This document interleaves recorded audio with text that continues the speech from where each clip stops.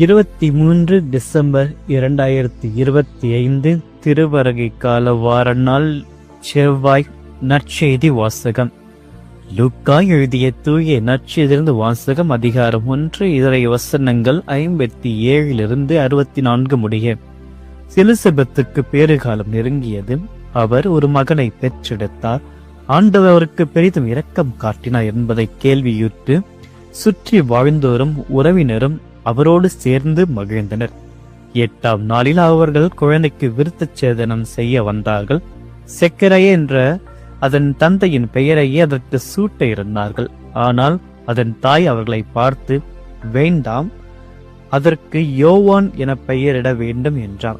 அவர்கள் அவரிடம், உறவினருள் இப்பெயர் கொண்டவர் எவரும் இல்லையே என்று சொல்லி, குழந்தைக்கு என்ன பெயரிடலாம், உன் விருப்பம் என்ன என்று தந்தையை நோக்கி சைகை காட்டி கேட்டார்கள்.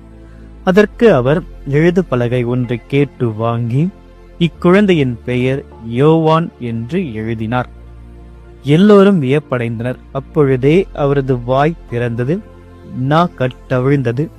அவர் கடவுளை போற்றி புகழ்ந்தார். சுற்றி வாழ்ந்தோர் அனைவரும் இதை கேள்வியுற்று அஞ்சினர். இச்செய்தி யூதேய மலை நாடெங்கும் பரவியது. கேள்விப்பட்டவர்கள் யாவரும் இச்செய்தியை தங்கள் உள்ளங்கள் இருத்தி, இக்குழந்தை எப்படிப்பட்டதாக இருக்குமோ என்று சொல்லிக் கொண்டார்கள். ஏனெனில் அக்குழந்தை ஆண்டவருடைய கைவன்மையை பெற்றிருந்தது.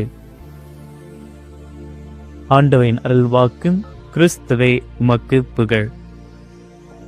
இறையேசுவில் பிரியமான அன்பு சகோதரமே, இறைவனின் பெயரால் அனைவரையும் வாழ்த்துகிறேன். இறைவன் உங்கள் அனைவரையும் நிறைவாக ஆஸ்வதிப்பாராக. இன்றைய நற்செய்தி பகுதியில் திருமுழுக்கு யோவானுடைய பிறப்பையும் அவருக்கு பெயரிடும் நிகழ்வையும் விவரிக்கிறது. இது ஒரு அழகிய ஒரு பகுதி. இந்த பகுதியில் இறைவனுடைய வாக்குறுதியானது நிறைவேறுகிறது. எலிசபெத் செக்கரை குடும்பத்திற்கு இறைவனளித்த அந்த ஒரு வாக்குறுதியானது இன்றைய நாளில் நிறைவேறுவதையும், அதற்கு இந்த பெற்றோர்கள் முழுமையாக கீழ்ப்படிந்து கடவுளுடைய வார்த்தை ஒருபொழுதும் வீணாகாது என்பதை உணர்ந்து அவர் மீது நம்பிக்கை கொள்வதை தான் அவருடைய வாக்குறுதி தகுந்த காலத்தில் நிச்சயமாக நிறைவேறியிருந்தது. யோவான் என்ற பெயருக்கு கடவுள் இரக்கம் உள்ளவர் என்பது பொருள். ஆக கடவுளுடைய இரக்கத்தை பெற்ற இந்த தம்பதியர்கள்